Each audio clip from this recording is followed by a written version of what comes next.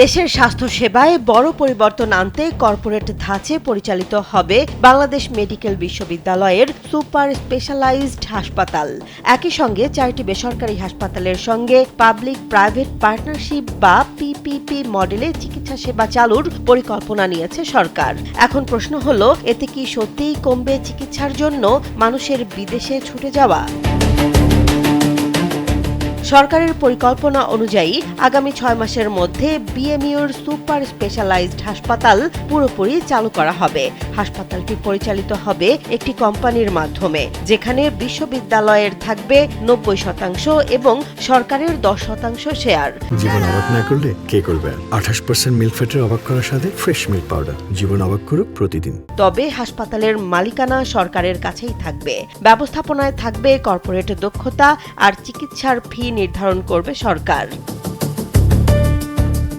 এই হাসপাতালে থাকবে হৃদরোগ, কিডনি, লিভার ট্রান্সপ্ল্যান্ট, মাতৃ ও শিশু স্বাস্থ্যসেবা, ইউরোলজি এবং ট্রমা কেয়ারের মতো বিশেষায়িত 5টি সেন্টার। দেশি বিদেশি দক্ষ চিকিৎসক ও জনবল নিয়োগ হবে চুক্তিভিত্তিক। সরকারের আশা, এতে বিদেশের তুলনায় কম খরচে বিশ্বমানের চিকিৎসা সেবা পাওয়া যাবে এবং কিডনি বা লিভার প্রতিস্থাপনের মতো জটিল চিকিৎসার জন্য বিদেশমুখী হওয়ার প্রবণতা কমবে।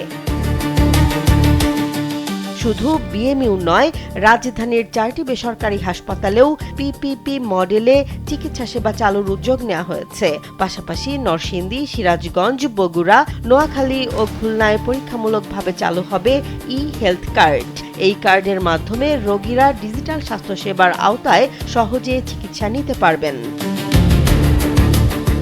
বিশেষজ্ঞরা বলছেন, পিপিপি মানেই স্বাস্থ্যসেবার বেসরকারীকরণ নয়, বরং সরকারি নিয়ন্ত্রণ বজায় রেখে বেসরকারি খাতের দক্ষতা ও প্রযুক্তিকে কাজে লাগানোর একটি মডেল। তবে তারা সতর্ক করে বলছেন, স্বচ্ছ চুক্তি, শক্তিশালী তদারকি এবং জবাবদিহি নিশ্চিত না হলে অতীতের মতো এই উদ্যোগও কাঙ্ক্ষিত ফল নাও দিতে পারে। স্বাস্থ্য খাতের তথ্য বলছে, দেশের প্রায় 65% চিকিৎসা সেবা এখন বেসরকারি খাত দিচ্ছে, অথচ প্রতি বছর চিকিৎসার জন্য বিপুল পরিমাণ অর্থ বিদেশে চলে যাচ্ছে। সরকার মনে করছে, আধুনিক ব্যবস্থাপনা, দক্ষ জনবল এবং সরকারি বেসরকারি সমন্বয় নিশ্চিত করা গেলে সেই চাপ অনেকটাই কমানো সম্ভব হবে।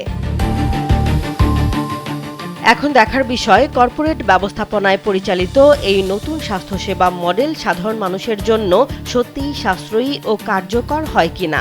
কারণ এই উদ্যোগের সফলতা নির্ভর করবে শুধু আধুনিক ভবন বা যন্ত্রপাতির ওপর নয়, বরং স্বচ্ছতা, দক্ষ ব্যবস্থাপনা এবং জনগণের আস্থা অর্জনের ওপর। জেসমিন জাহান, কালবেলা।